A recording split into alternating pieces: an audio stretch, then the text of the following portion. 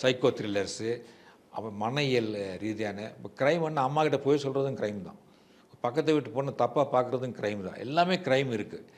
இது மாதிரி வந்து கிரைமுகளை வந்து அதோடு சேர்த்து ஒரு விஞ்ஞான சம்பவத்தையும் சேர்த்து இணைச்சு நாம் வந்து கதையை நான் தரணும்னு நினச்சி நான் எழுதினேன். அப்புறம் பண்ணாதங்கிறதுக்காக தான் நான் கிரைம் நாவல் தொட்டேன்.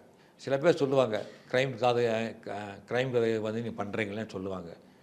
கிரைம் கதைகள்னா என்ன? மகாபாரதம் என்ன? பக்கா கிரைம், மகா கிரைம். சகுனி மாதிரி ஒரு வில்லன் இருப்பான். முதல் பாலியல் பலாத்காரம் எது? திரௌபதி அல்லவா? முதல் வந்து பெண் கடத்தல் யார்? ராவணன் சீதையை கடத்தினது. முதல் கோர்ட்டு சீன் எது? கண்ணகிக்கும் பாண்டியனுக்கும் நடந்த இது ஆர்குமெண்ட்டு. இதெல்லாம் வந்து ஆர்குமெண்ட் வந்தாச்சு. முதல் பெண் கடத்தல் வந்து சீதையை வந்து ராவணன் கடத்தினான். Kidnap, first kidnap. இதெல்லாம் வந்து கிரைம் இல்லையா? அது முப்பெரும் காப்பியங்கள் நாம் கொண்டாடுறது இல்லையா?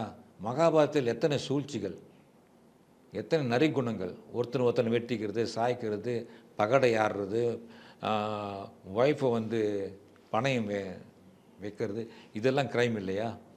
இதையெல்லாம் நீங்கள் கொண்டாடுறீங்கள்ல. அப்படி கொண்டாடும்போது நான் வந்து கிரைம் எழுதுனா இது சமுதாயத்துக்கான கதைகள் அல்ல, இது இலக்கியம் அல்ல அப்படின்னு சொல்கிறாங்க. அப்போ மகாபாரதம் இலக்கியம் அல்லவா? ராமாயணம் இலக்கியம் இல்லையா? எல்லாமே வந்து ஒருத்தனுக்கு நல்ல புத்தியை கொடுக்கக்கூடிய எதுவுமே அது ஏன் அந்த அந்த மூணுமே வந்து நிற்குதுன்னா, ஒன்று மண்ணாசை, பெண்ணாசை, பொன்னாசை. மூணுமே. சிலப்பதிகாரத்தில் பொண்ணு தான் காரணம், அந்த பொற்களம் தான் காரணம் எல்லாத்துக்கும். அந்த பொன்னாசை அது. மண்ணாசை மகாபாரதம், பெண்ணாசை வந்து ராமாயணம். இந்த மூணுமே ஒரு ஒரு கிரைம் நடக்கணுமுன்னா நீங்கள் இந்த மூணு காரணங்கள் தவிர வேறு என்ன காரணம் சொல்ல முடியும்? சொல்ல பார்க்கலாம். அதாவது கிரைமில் ரெண்டு வகை இருக்குது. என்னோடய கதை பயமுறுத்துறது கிடையாது. நீங்கள் பார்த்தீங்கன்னா பேய் பிசாஸ் கதையெல்லாம் எழுத மாட்டேன். பேய் இருக்குன்னு இது வரைக்கும் நான் எந்த கதையும் எழுதுனது கிடையாது. அதே மாதிரி வந்து சித்திரவதை பண்ணுறது, அது பண்ணுறதுலாம் இல்லை. Soft crime. அதை பட்டு புடவை 2 பக்கம் பார்டர் இருக்கிற மாதிரி ஒரு பட்டு புடவை 2 பக்கம் பார்டர் இருக்குது, அதுதான் கிரைம். 2 பக்கம் நடுவில் சேலை இருக்குது. சேலை தான் கதை. பார்டர் வந்து கிரைம் இருக்கும். ஆனால் நீங்கள் சொல்கிற மாதிரி ரத்தம் சதயமாக இருக்காது. என்னுடைய கதைகள் எல்லாம் இருக்காது. நீங்கள் ஒரு கதை கூட நீங்கள் கதையை படித்து பாருங்கள். சரி, இப்போ உங்களுடைய கதைகள் சார்ந்து வந்த திரைப்படங்கள், இப்போ சண்டமாருதம்ல இருந்து ஆரம்பித்து சென்னையில் ஒரு நாள் பாகம் 2, குற்றம் 23, அப்படி நிறைய கதைகள் உங்களுடைய அத்தன்டிகேட்டட் கிரெடிட்ஸோடு வந்திருக்குது. இப்போ கிரெடிட் இல்லாமல் நிறைய பார்த்துருப்பீங்கள்ல, சில படங்களை தேட்டரில் பார்ப்பீங்க, இல்லைனா யாரோக்கே சொல்லியிருப்பாங்க இது உங்கள் கதை சார் அப்படின்னு. ஏதோ ஒரு நாட்டில் இது நம்ம கதை தானே, இங்கே இருந்தானே எடுத்திருக்காங்க அப்படின்னு தோன்றப்போ உங்களுடைய மன ஓட்டம் என்னவாக இருக்கும் சார்? இல்லை, அதை பற்றி நான் நிறைய பேட்டியில் சொல்லியிருக்கேன். அதாவது முதல்ல கோபம் வந்துச்சு எனக்கு. வந்து நிறைய கதைகள் வந்து அப்பட்டமாகவே நான் உணர்ந்திருக்கேன்.